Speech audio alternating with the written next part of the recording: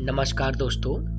एक प्रश्न है कि परमात्मा को कैसे प्राप्त किया जाए, उसे प्राप्त करने का सही मार्ग कौन सा है।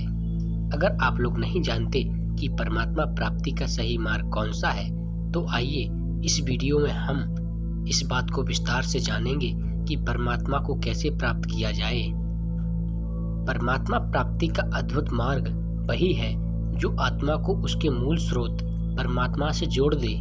यह मार्ग अद्वितीय, रहस्यमय और अत्यंत सरल होते हुए भी कठिन प्रतीत होता है, क्योंकि यह बाहर नहीं अंदर की यात्रा है। आइए इसे विस्तार से समझते हैं।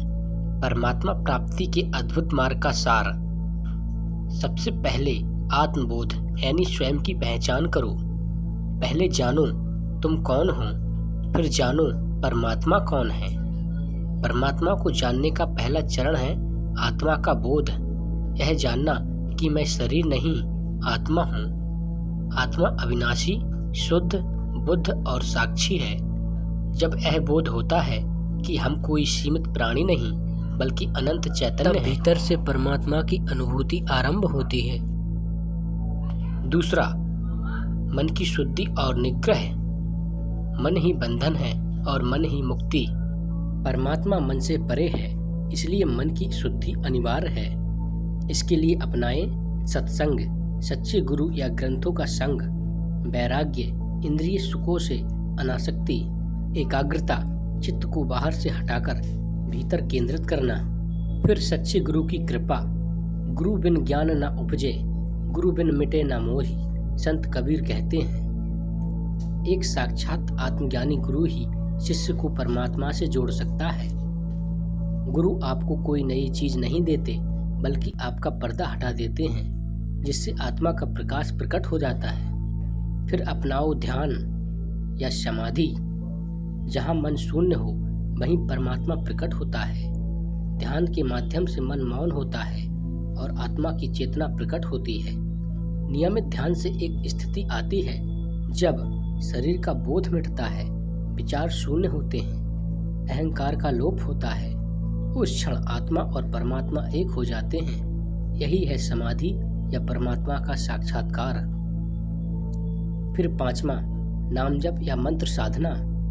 नाम जप से परमात्मा निकट आता है। किसी सिद्ध गुरु द्वारा दिया गया बीज मंत्र या नाम एक शक्तिशाली साधन है। लगातार नाम जपते रहने से मन शुद्ध होता है और अंततः नाम से परे नाद की अनुभूति होती है, जहाँ आत्मा परमात्मा में विलीन हो जाती है।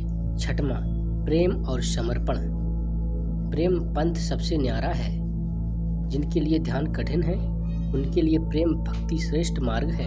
जब कोई पूर्ण समर्पण, निष्काम सेवा और निर्मल प्रेम के साथ ईश्वर को पुकारता है, तो वही पुकार आत्मा को परमात्मा से जोड़ देती है। सातवां, साक्षी भाव में रहना।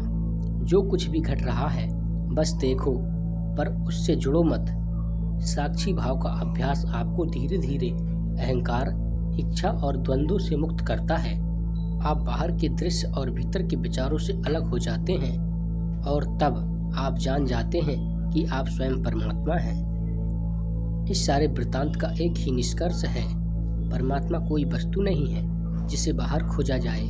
वह तो चेतना है जो अभी और यहीं आपके भीतर विद्यमान है।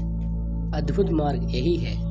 पहला आत्मा का बोध, दूसरा मन का संयम, तीसरा सच्चे गुरु की शरण, चौथा ध्यान और साधना, पांचवा भक्ति और प्रेम, छठवां साक्षी भाव। जब यह सभी एक साथ मिलते हैं तब आत्मा परमात्मा में विलीन हो जाती है।